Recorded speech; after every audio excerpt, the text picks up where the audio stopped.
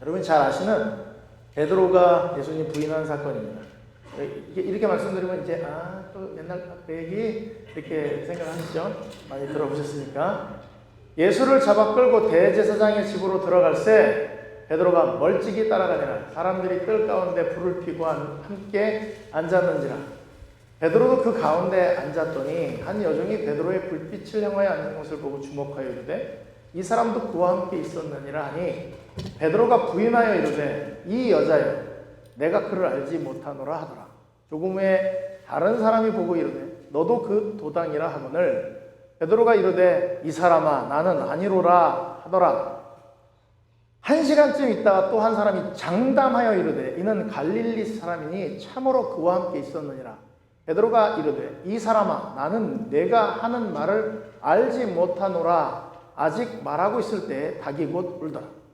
주께서 돌이켜 베드로를 보시니 베드로가 주의 말씀 곧 오늘 닭 울기 전에 내가 3번 나를 부인하리라 하심이 생각나서 밖에 나가서 심히 통곡하니라.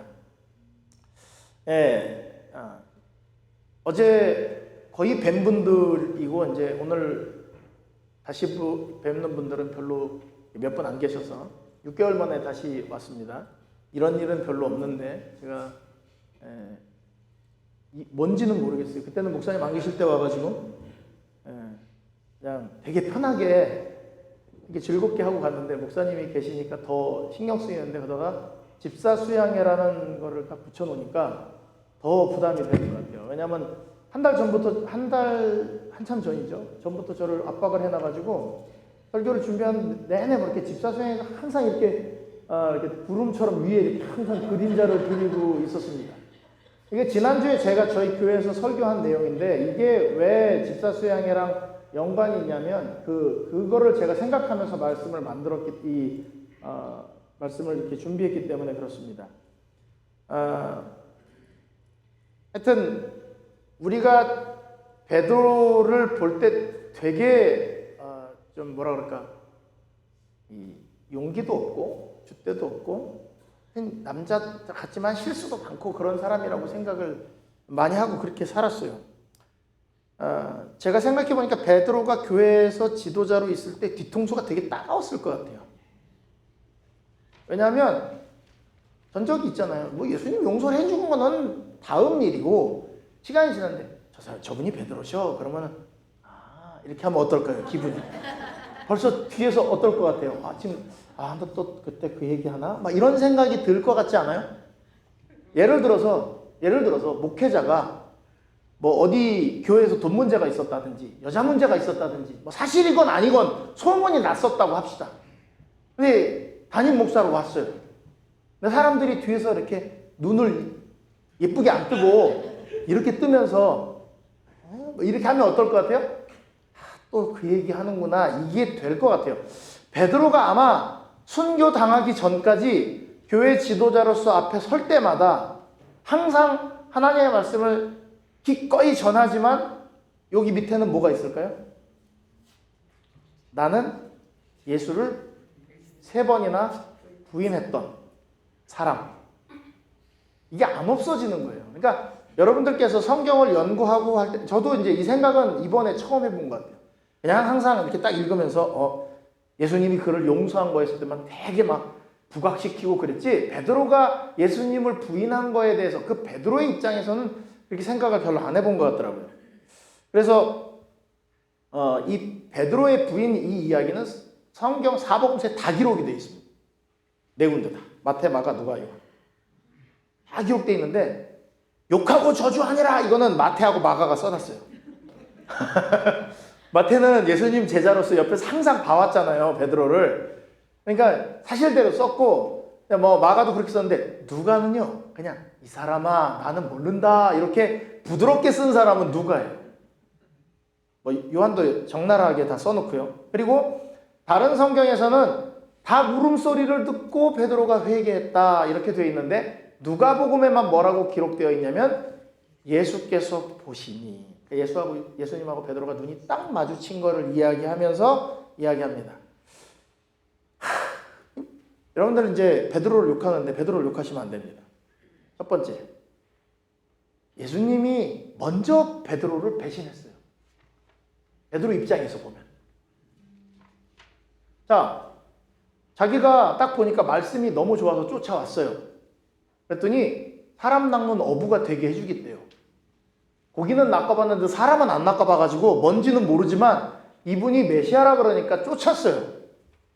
그리고 3년 반 동안. 근데 그 사이에 여러분 아시죠? 예수님 쫓아갔다 침례 요한 툭 떼고 이렇게 죽고 하는 사이에 베드로가 도망갔다가 집에 왔다가 예수님이 다시 찾아와서 베드로를 불러갖고 깊은 데 가서 던져라 그랬더니 물고기가 막 찢어지게 잡혀갖고 주여 나를 떠나소서 막 바지가랑이 붙잡고 못 떠나게 하면서 해가지고서 예수님이 이제 베드로를 받아들여서 다시 활동하게 된 거예요. 베드로도 우여곡절이 있었어요.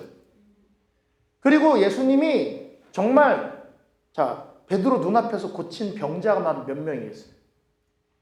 5,000명 먹였죠? 4,000명 먹였죠? 그러니까 7,000명 그러니까 베드로가 딱 볼 때는 와 이분이 우리 왕이면 내가 배고를 일은 전혀 없어. 첫 번째. 그리고 사람들이 너무 좋아해요. 그리고 왕 되면 제일 좋은 게 누구예요? 자기예요. 자기 그 12명 중에 그래도 내가 그 뭐라 그럴까 승질로 하면은 이기고 남잖아요. 딴 사람들. 베드로같이 승질 급한 인간이 어디 있어요? 그러니까 내가 이 사람 왕 되면 내가 진짜 그러고 있는데 불과 일주일 전에 예수님이 갑자기 안 하시던 짓을 했어요. 나귀를 타고 예루살렘을 들어갔어요. 로마인들이 볼 때는 이게 아무런 사건이 아니에요. 아유 저 종교적인 무슨 퍼포먼스하고 앉았네 그거예요. 왜? 나귀가요 멋있지 않아요. 말을 타면 이게 확 이렇게 반역을 일으키는 모양이 되는데 예수님이 나귀도 새끼 나귀를 탔어요. 나귀가 요만해요. 앉으면 발이 끌릴까 말까 해요. 그러면 옆에서 여러분들 예수님이 나귀 타고 예루살렘을 들어가시는 광경을 잘못 그려놓은 그림들도 있어갖고 오해를 하시는데 로마인들이 볼 때는요 진짜 웃긴 일이에요. 근데 유대인들에게는 아니에요. 스가랴서에 왕이 나귀 새끼를 타고 입성한다는 얘기가 있기 때문에 유대인들은 바짝 긴장하고 로마 사람들한테 얘기하는데 로마 사람들은 콧방구도 안 끼는 거예요. 야 저게 무슨 왕이냐? 왜요? 안장도 없는 나귀 새끼에 옷 몇 개 깔아놓고 이렇게 하는데 나귀가 아주 똑바로 지금 무슨 세단 굴러가듯이 갑니까? 껄떡껄떡거릴 때마다 사람이 고개가 이렇게 예수님이 위에서 이게 되게 위에서 볼 때는 이 반역이라고 보기 웃긴 일이에요. 근데 유대인들은 알아요. 그래서 막 나무까지 깔고 겉옷을 깔고 호산나 다윗의 자손이여 난리가 났단 말이에요. 요때만 해도 제자들이요 이제 다 끝났다. 예수님이 이제 드디어 여태까지 그렇게 미루시더니 이날을 위해서 미루셨구나 이렇게 생각을 했어요. 그 다음에 그 뒤로 성전에 가서 가르치신 사건 중에 하나가 새를 바칠까요 말까요? 부활이 있나요 없나요? 이걸 아셔야 돼요. 유대인들은 성전에서 누가 가르치는 거가 그게 권위를 상징하는 거예요. 예수님은 성전에서 가르칠 뿐이 아니에요. 원래 배워야 돼요. 바리새인들이 있고 랍비들이 있고 제사장이 있으면 예수님이 뭐 해야 된다고요? 배워야 돼요. 근데 예수님이 가르쳤어요. 성전에서. 그러니까 제자들은 기분이 어떨까요? 야, 나귀 타고 들어왔어? 그러면 그 스가랴서에 예언된 대로 이분은 이제 왕이 될 거야. 그 다음에 성전에서 가르쳤어. 야, 이분 이거 보통 분이 아니네. 지금요 기대가 이렇게 올라갔어요. 베드로와 우리는 그냥 예수님이 십자가에 죽어야 우리를 구원하시니까 빨리 죽어야 되니까 여러분들은 그게 제일 관심이지만 베드로 입장에서는 예수님은 죽으면 안 되는 분이에요. 그리고 여태까지 3년 반 동안 그렇게 열심히 쫓아다니면서 진짜 먹을 것도 못 먹고 배가 고파갖고 미리색을 비벼갖고 먹으면서까지 쫓아다녔단 말이에요. 오리떡도 얻어먹었지만 배고픈 적이 더 많아요. 예수님이 뭐 이렇게 넉넉하게 드시지 않았거든요. 그러면 베드로 입장에서 이제 예수님이 겟세마네 동산 그날 밤 이상했어요. 좀 울면서 왜 이렇게 우울하시지 오늘은?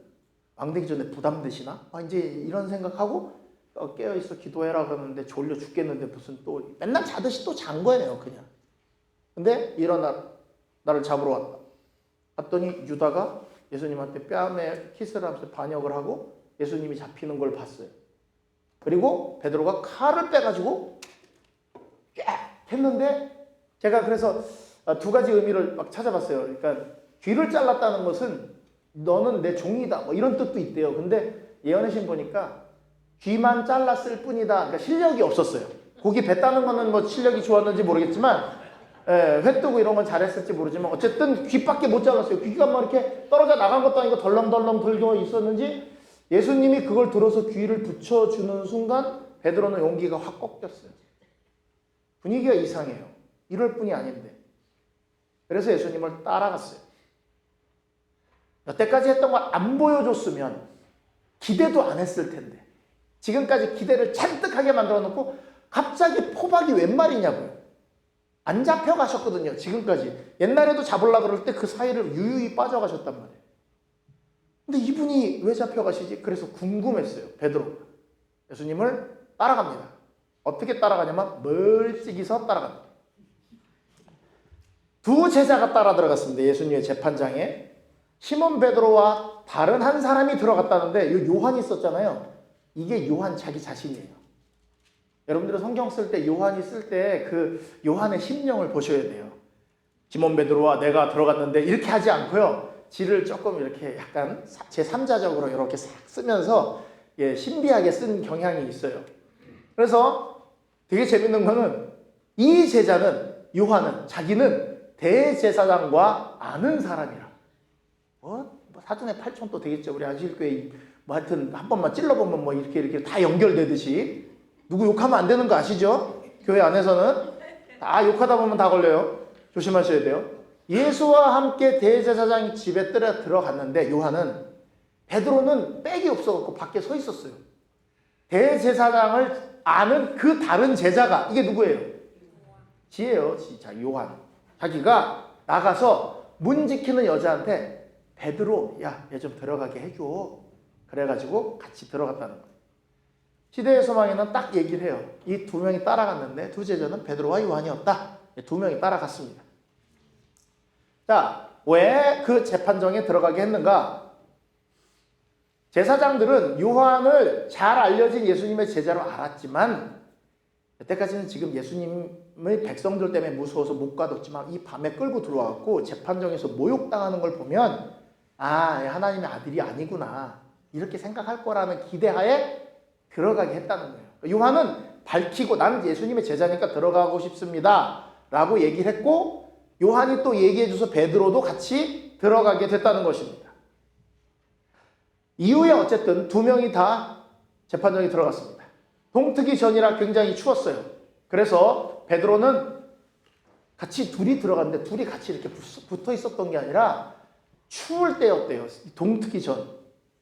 제가 반팔 반바지를 입고 잘 잤는데 따뜻하게 아침에 이렇게 설교를 또 이렇게 보고 있는데 반팔 반바지를 입고 있으니까 아침에 약간 또 썰렁해지더라고요. 그러면 어떻게 해요? 좀 따뜻하게 하나 입고 싶잖아요? 베드로가 그 기분이었어요. 딴 거 아무것도 아니에요. 그리고 불이 펴져 있으니까 자기도 모르게 추워. 그러고 그냥 간 거예요. 굉장히 충동적인 사람이에요. 베드로는. 앞뒤로 보면 성경 앞뒤에 다 나와요. 한 무리가 불을 쬐고 있는데 베드로가 그 자리를 딱 들어갔는데 거기 누구였냐면 그게 다 예수 잡아온 사람이에요. 근데 불이 있잖아요. 따뜻하잖아요. 가면. 그러니까 요 불을 쬐려면 내가 예수님의 제자면 불을 쬐 수 있을 것 같아요? 없을 것 같아요? 예수 제자 아니었으면 좋겠다는 거죠. 여러분 세상에서 코스코가 주는 혜택을 받고 싶어요? 안 받고 싶어요? 오 좋잖아요. 세일한다 그러고. 그러면 어때요? 근데 교회에서 주는 혜택 받고 싶어요? 안 받고 싶어요? 제가 교회에서 이렇게 열세 기억절 외울 때 그리고 무슨 운동회 할 때 저는 교회에서 주는 상품이 정말 마음에 안 들어요.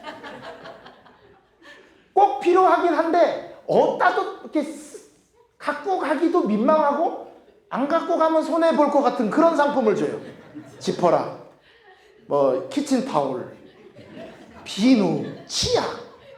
쓰긴 꼭 쓰는 건데 받아서 그리 기쁘진 않아. 기억절을 죽도록 외웠는데 주는 게 이렇게 무슨 이렇게 타파통 이런 거 이렇게 반찬통 한 개 이런 거 주잖아요. 그러면 저는 좀 그랬으면 좋겠어요. 교회 우리 안교장님이나 선교회장님이나 이런 분들이 좀 후하게 쓰셔서 뭔가 받았을 때 와 기분 좋다. 저희 교회는 열세 기억절 외우시면 H마트 상품권 20불짜리 상품권 드려요. 네, 쬐끔밖에 안 되죠? 그래도 기분 좋아요. 왜? 이건 기대감이라도 있지. 그죠? 치약 어때요? 여러분 집에 치약 없어서 막 힘드신 분 계세요? 그러니까 받아도 이게 마음에 이렇게 안 되거든요. 베드로도 그 처음에 끌린 거는요, 아무 생각 없이 예수님 부인하려고 한 사람 아니에요. 베드로는 계속 기대가 있었어요. 그래도 이런 모든 위기를 극복하시고 이분이 뭐가 될 거다? 왕이 되시겠지. 죽은 사람을 살린 사람이 죽는 게 말이 돼?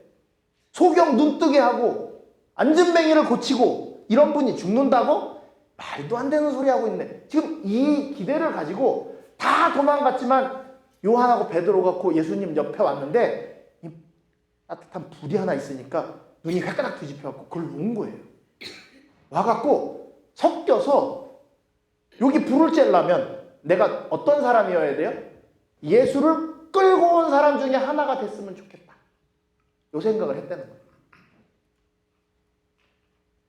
솔직히 내가 예수만 안 믿었으면 이라는 말을 한 번도 안 해보신 분, 살면서 내가 안식일 교인이 아니었으면 이 말을 한 번도 생각 안 해보신 분, 손 들어보세요. 네? 해봤다고 손 드시면 안 되고 안 해본 사람만 손 드세요. 아직 탐나는 걸 받아보신 적이 없어서 그래요. 안 만나서 그래요. 저는 축구를 안식일 날 할 때가 제일 싫었어요. 우리나라 국가대표 축구가 금요일 저녁 안식일 걸리면 아주 열받고 스트레스 받고 계속 머릿속에 계속 생각나고 그랬어요. 네, 2002년도에 그거 다 없어졌습니다. 2002년도에 제가 목사였거든요. 2002년도에 목사였는데 지금도 기억나요. 이탈리아전 화요일 저녁 저 설교하는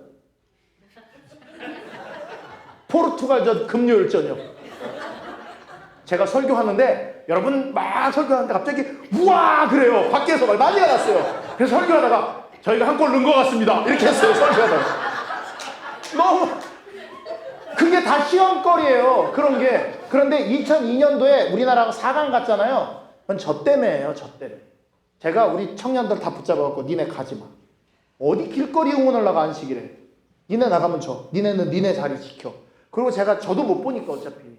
스페인전도 안식일이었어요. 스페인전도. 제가 학생반 오후 5시까지 끝까지 붙들고 있었어요. 절대 못 나가게 하고.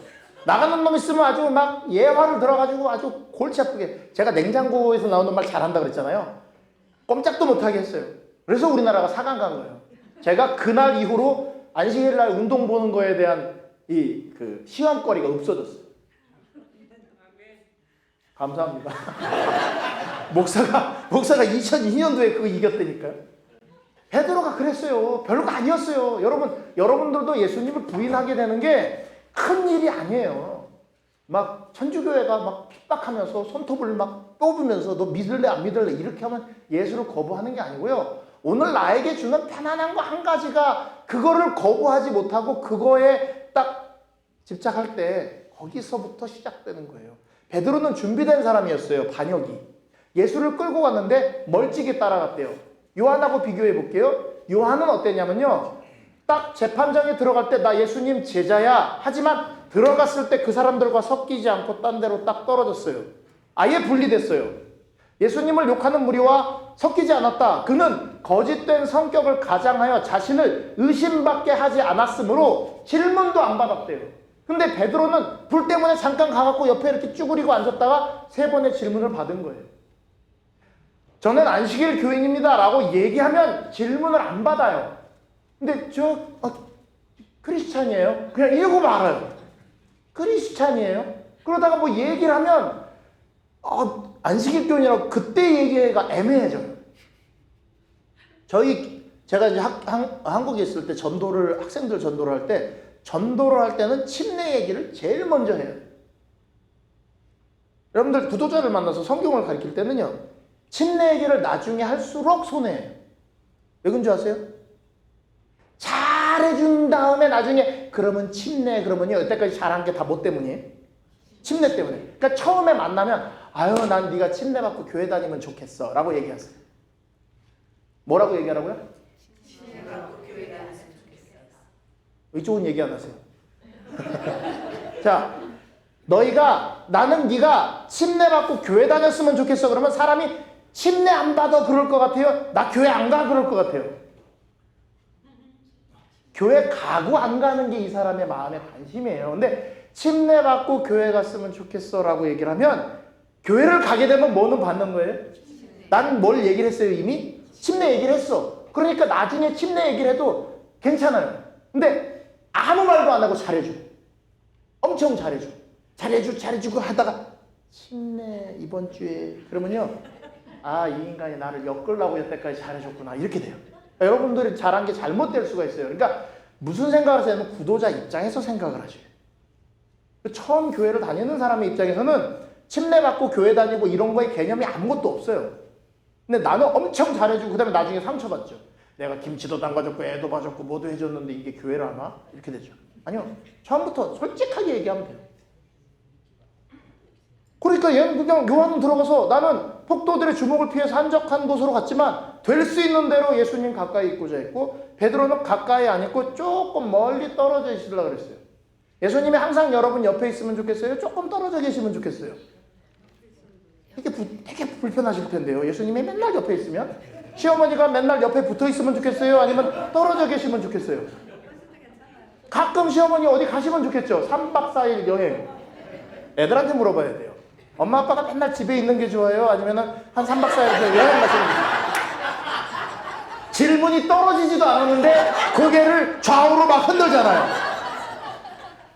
우리가 그렇다니까요. 예수님이 매일 옆에 계시면 남이랑 뒷담화도 못하고 이러니까 불편해요. 그래서 우리는 예수님을 어떻게 따라가는 사람들이냐면 조금 멀찍이 따라간단 말이에요. 그게 베드로가 실수한 첫 번째 이유가 그거예요. 여러분들이 적극적으로 예수님을 안 쫓아가고 그냥 끌려가듯 쫓겨가다 보면 세상의 것들에 눈에 팔려가지고 그냥 나도 모르게 예수님을 부인할 준비를 갖추고 사시는 거예요. 자꾸 착각하고 오해해요. 내가 착하고 믿음 있는 줄 알아요. 제가 지난번에 와서 말씀드렸죠. 만불 주면 교회 온다 안 온다? 교회 안 올 때마다 만불 주면. 집사님 거꾸로 대답하신다니까. 10만 불, 20만 불로 그 액수를 올린다니까요, 제가. 교회 한 번 빠질 때마다 10만 불이 생겨요. 한 달에 8번 올 수 있어. 금토, 그죠? 한 번 빠질 때마다 10만 불이에요. 그럼 한 달에 80만 불 벌 수 있어요. 그러면 만 불? 그래도 온다고요? 네. 80만 불 벌어보신 적 없죠? 네, 그러니까 그래요. 80만 불을 알면 고민돼요. 제가 그래서 그때 와서도 그랬어요. 내가 목사인데 나 같아도 안 온다 그랬어요. 무슨 집사 수양회를 전화 한 통 하면 된다니까. 저 코비드 걸렸어요. 막 이러면서 안 하면 되지. 내가 목사가 믿음이 있어서 목사를 하는 게 아니에요. 하나님이 은혜를 주셔서 그냥 목사를 하는 거지. 자, 베드로는요, 가장된 신분을 나타내려고 하지 않았다. 그러니까 진정한 신분을 나타내지 않고 가장했어요. 무관심한 태도를 가장함으로 자기는 예수님에 대해서 되게 무관심한 사람처럼, 그리고 자기를 원수의 편에 두고 원수의 밥이 됐대요. 여러분이 내가 예수님 편이라는 것을 자꾸 드러내지 않으면 여러분들은 원수의 밥이 될 가능성이 많아요. 오해하시면 안 돼요. 지금 교회 있잖아요. 예배 시간에 예배를 드리고 있잖아요. 나는 안전할 것 같아? 제가 그 자리에서 저도 예배를 드려봤어요. 저 모태 신자예요. 모태. 이것도 못해, 저것도 못해, 엄마 뱃속부터 못해. 그래서 모태 신자인데, 왜냐면 안식일교회에서 모태 신자한테 뭘 시키면 맨날 뭘 못한대. 안식일교 순서지. 못해요. 도로가 있자면 못해요. 그래서 이제 모태 신자라고 그러거든요. 근데 제가 여기 앉아봤거든요. 이렇게 빤히 저를 쳐다보고 딴 생각할 수 있게요, 없게요? 교회 예배 시간에 앉아갖고 예배 시간 후에 스케줄 짜는 재미가 또 쏠쏠해요. 끝나고 나면 밥을 먹고 나가서 여기를 갔다가 누굴 만나고, 근데 이거를 목사님 얼굴 쳐다보면서 얼마든지 할 수 있단 말이에요. 그래서 여기 앉아있다고 해도 안심을 하면 안 돼요. 베드로가 예수님 옆에 있었다니까요. 조금 떨어져서. 예수님 얼굴이 보이는 데 있었어요. 근데도 저 짓을 하고 있었다니까요. 그 다음에 저희 주님을 위한 적극적인 투쟁을 겁내지 않는 많은 사람들이 조롱을 받게 될 때는 신앙을 버리게 된대요. 뭐, 야, 집을 팔아. 그러면 집은 파는데, 조그만 헌금, 남 돕는 거, 이런 거 하라 그러면, 아이, 뭐 그런 것까지 해야 되나? 이렇게 될 때가 되게 많다는 것이죠. 베드로의 약점이 그런 데 있었어요. 뭐냐면, 예수님께 가까이 가지 않고 예수님께 전적으로 하지 않는 게 문제였습니다. 자, 잠깐만요. 나만, 막 돌아가는 것 같은데? 네, 여기 있습니다. 자, 베드로는 주님의 신분에 대해서 관심을 나타내지 않으려고 하는데 막 예수님을 욕하니까 불편한 거예요. 아무리 부인했어도 베드로는 예수님이랑 떨어질 수 없는 품성을 가졌어요. 3년 반 동안 완전히 매료가 됐어요. 근데 약함 때문에 부인을 한 거죠. 그리고 예수님이 자꾸 그런 일을 당하는데 옆에서 보고 있는데 얼굴이 이렇게 불쌍한 표정이 나오기 시작하는 거예요. 어때야 되는데 누가 예수님 욕하면 같이 깔깔거리고 웃어야 되는데 웃음이 안 나와. 요게 품성이라는 거예요. 여러분들 보고 욕하라 그러면 욕이 시원하고 찰지게 나올까요? 어색하게 나올까요? 평생 안 해보신 분들한테 욕해봐 그러면 이런 나빠 뭐 이렇게 욕하시는 분들은 욕이 아니에요. 막 쌍시옷 막 세게 들어가고 막 네모 세모 동그라미 막 이렇게 그 안에 욕을 집어 넣어가지고 잘하는 분들이 욕을 잘하는데 베드로가 그게 안 된 거예요. 얼굴 표정 관리가 안 돼요. 막 예수님이 그러고 당하고 있는 것도 너무 속상해. 이분이 왕이 되시고 왕이 됐으면 내가 한 자리 하는 건데 왜 이렇게 됐을까? 너무 속상했어요. 그런데 예수님 옆에서 그는 구경꾼으로 있었다는 것입니다. 이게 안 넘어갑니다. 네.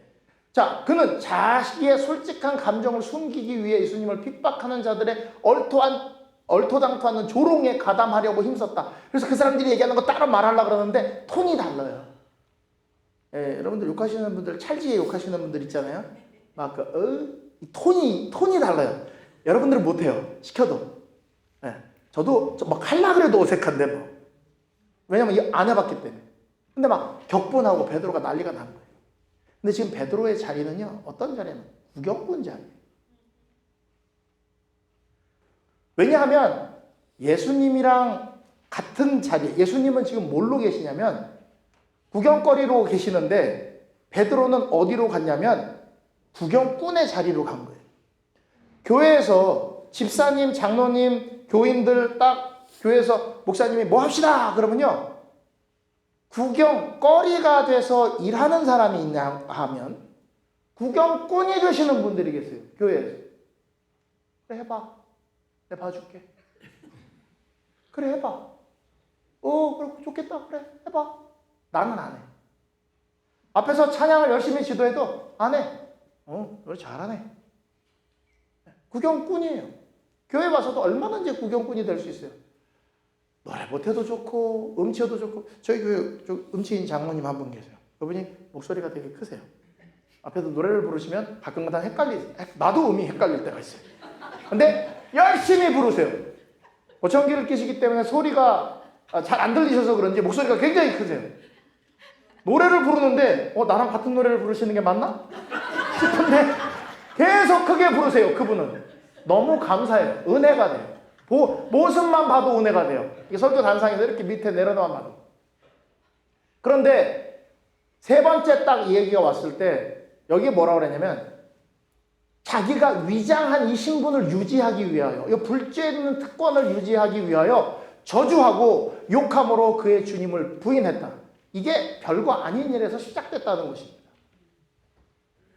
딱 한 번에 이렇게 했어야 되는데 한 번에 안 하고. 자, 넘겨주시면 감사하겠습니다.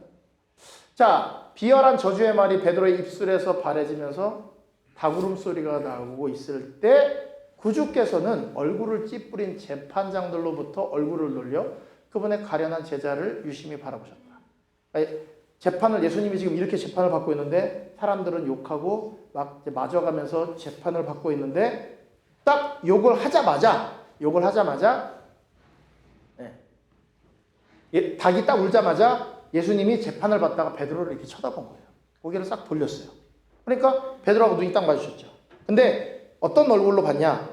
부드러운 얼굴에서는 그는 깊은 동정과 슬픔을 볼 수 있었을 뿐 분노의 그림자는 추구도 볼 수 없었다. 그러니까 예수님이 어떻게 봤는지 아시죠? 요게 마지막 날 심판에 우리가 만날 예수님 얼굴이에요. 사람들은 자꾸 착각을 해요. 이게 일요일교회 교인들이 이 지옥 이야기로 해가지고서 사람들을 핍박하는데요.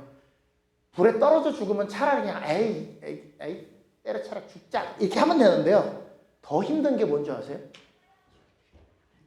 예수님이 나한테 죽을 때까지 은혜를 줬는데 내가 그걸 끝까지 부인을 한 거예요. 근데 예수님이 나타나셨는데 어떤 얼굴로 나타나냐? 아마 손에 낫을 들고 다 잘라버릴 거야 이렇게 오신 게 아니고 마지막까지 용서하실 얼굴을 가지고 딱 오잖아요. 그럼 사람이 어떻게 되냐면 산아 바위야 내 위에 떨어져서 내가 저분의 얼굴을 못 보게 해다오. 그것처럼 저주스럽고 힘든 일이 없어요. 옆 사람 욕했는데 그 사람이 내가 욕하는 소리를 들은 거야. 엄청 친한 사람끼리. 그러면요, 그 얼굴 못 봐요. 이걸 본 베드로는요, 아주 정말 답답해 죽겠죠. 그래서 막 추억이, 예수님과 함께 있었던 추억이 밀려들고, 그분이 여태까지 친절하셨던 거, 오래 참으신 거, 과오를 범한 제자들을 대하는 부드러운 그 예수님의 말, 그 다음에 야, 사단이 너를 밀가부로 하려고 청구했는데 네 믿음 떨어지지 않게 내가 기도했다. 이게 생각나니까 베드로가 어떻게 해요? 잊지 못하고 자신에 대한 심한 혐오감을 가지고 또 쫓겨나갔다는 것입니다.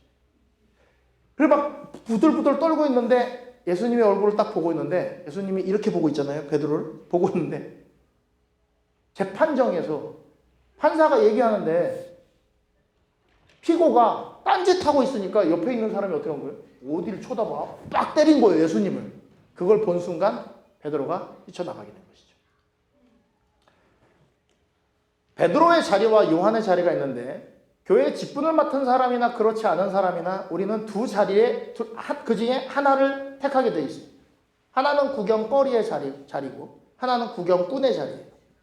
자, 교회에서 무슨 행사가 있습니다. 그러면 누가 주최를 하잖아요. 그러면 그 사람하고 그 사람과 관련된 사람들은 구경거리가 돼서 막 일을 해요. 나머지는 구경꾼이에요. 잘하나 보자. 어떻게 하나 보자. 어휴 잘하네. 박수 쳐주자. 이런 거죠. 근데 하나님은 우리를 구경꾼으로 부르신 적이 단 한 번도 없어요. 고린도전서 4장 9절 내가 생각건대 하나님이 사도인 우리를 죽이기로 작정된 자같이 끄트머리에 두셨대요. 우리는 세계 곧 천사와 사람에게 뭐가 됐다? 구경거리가 됐다. 구경거리가 뭐냐면 예수님이 도대체 이 인간들을 이 죄인들을 어떻게 바꿔서 구원하시나 하나님의 사랑이 얼마나 큰가 보자. 그걸 누굴 통해서 보는 거냐? 우리를 통해서 보는 거예요. 여러분들은 구경꾼이다 거리다. 구경거리로 사셔야 되는데 교회를 구경꾼으로 오시면 안 돼요. 말씀을 들을 때 구경꾼으로 들으시면 안 되고 구경거리로 들으셔야 돼요. 듣고 내가 이 하나님의 말씀이 내 속에 어떻게 역사하는지를 세계에 우주에 보여줘야 되는 거예요. 아, 하나님의 말씀은 살았구나. 왜? 이 죄인이 말씀을 듣고 이렇게 변하는 걸 보니 하나님의 말씀은 살았고 운동력이 있구나. 이걸 보여주는 게 여러분들의 삶이에요. 이 설교를 준비하면서 제가 보니까 저는 구경꾼으로 더 많이 살았던 것 같아요. 설교를 하면서도 구경꾼으로 살았어요. 아, 나 설교 잘했지. 누가 나 보면은 이제 내 설교는 괜찮아. 이런 식으로 생각하고 산다는 거죠.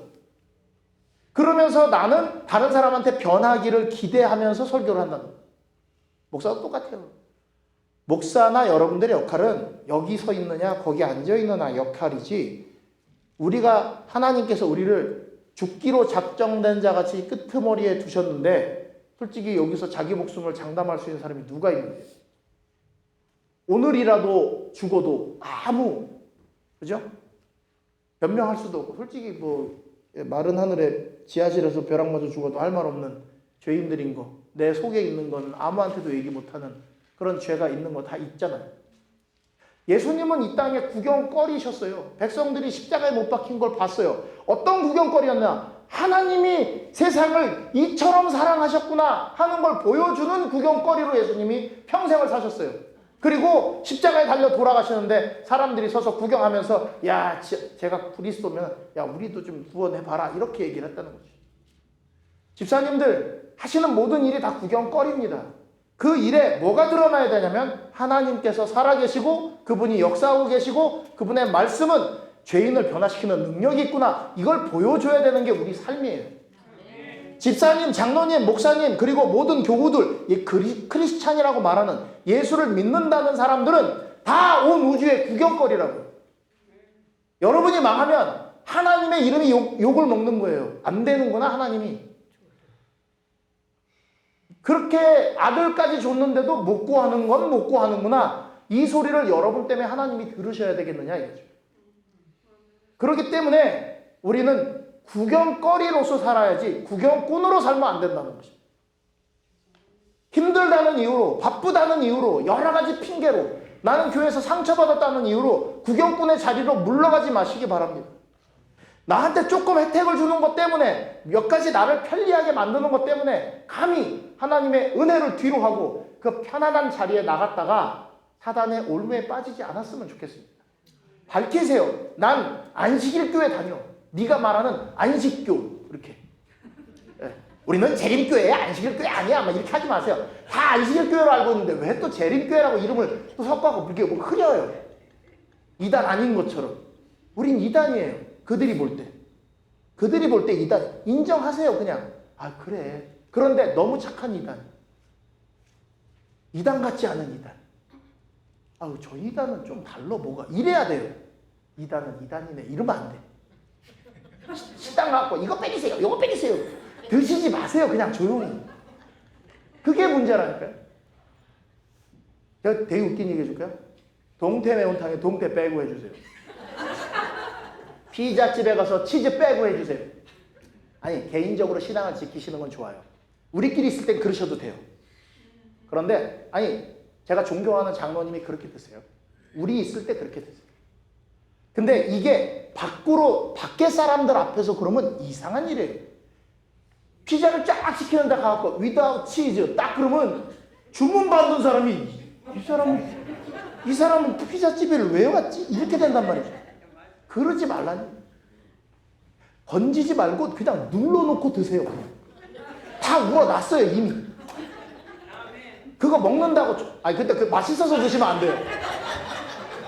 그게 맛있어서 드시면 안 되고 그냥 없어도 되는데 이왕 나왔으면 그냥 눌러놓고 그냥 드세요. 그러면 사람들이 몰라요. 우리가 어떤 건지. 그리고 넌 이런 괜찮아?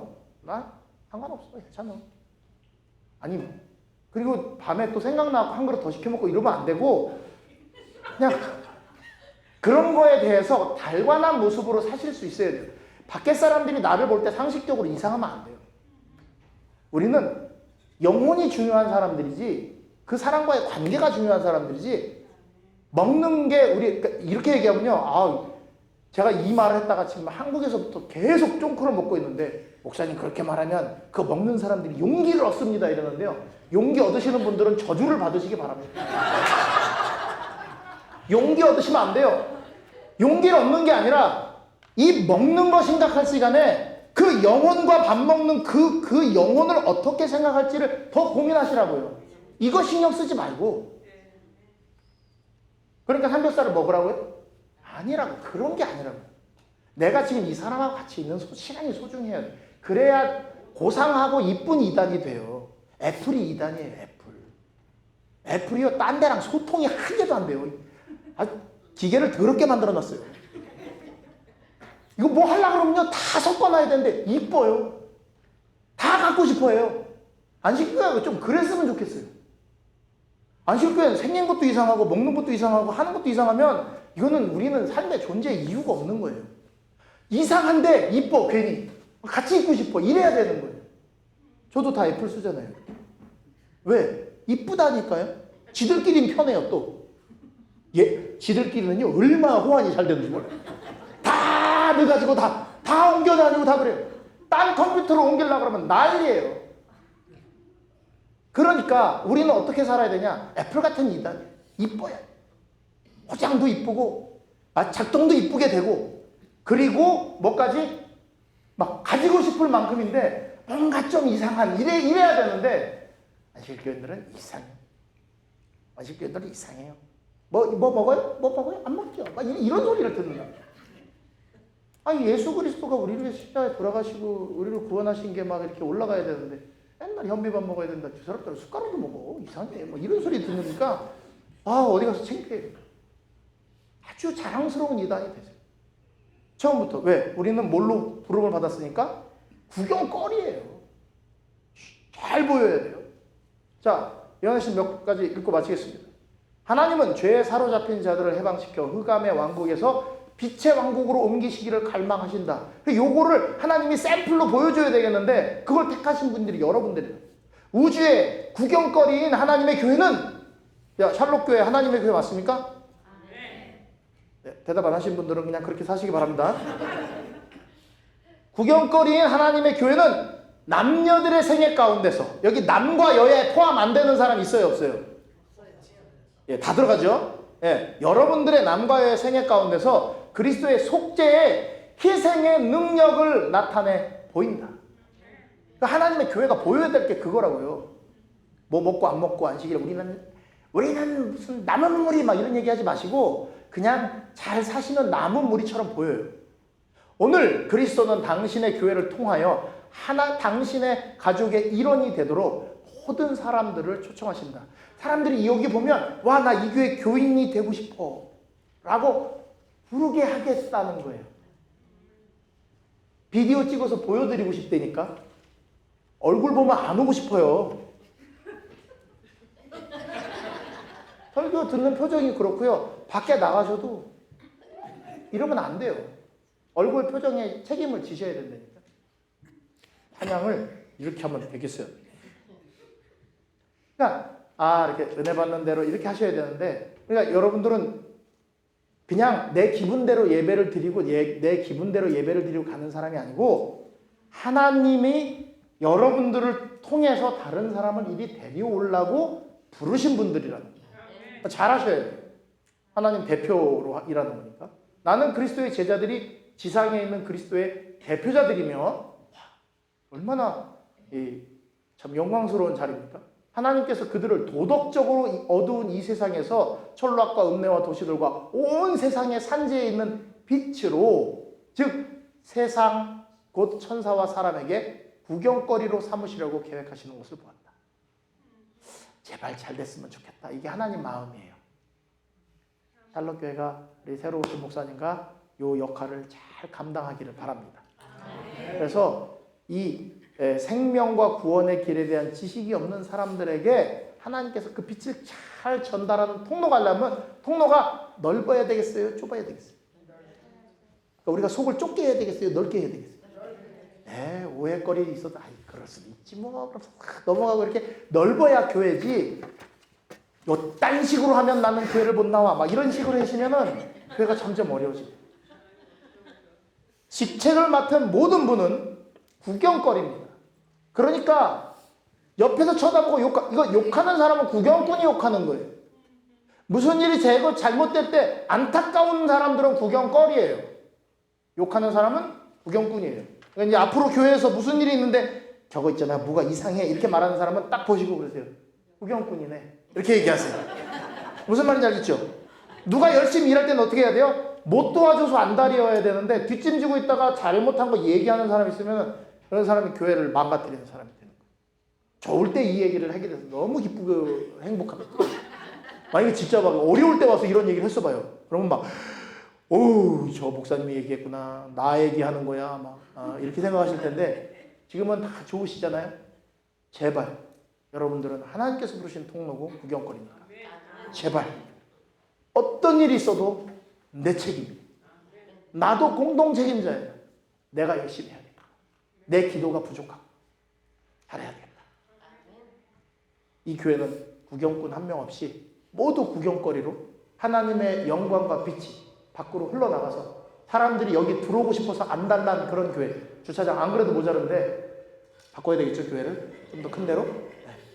뭐 바이블 벨트도 있고 뭐 교회 엄청 많더만요. 하나 사세요. 좋은 걸로, 큰 걸로. 막 들어오게. 그거 하려면 뭐 해야 된다? 일단 여러분 얼굴이 펴져야 된다. 웃으면서 사람들을 맞이하고 하나님의 사랑을 다른 사람들에게 전달할 수 있는 세상의 구경거리로 사시는 모두가 되길 바라면서 말씀 마치겠습니다.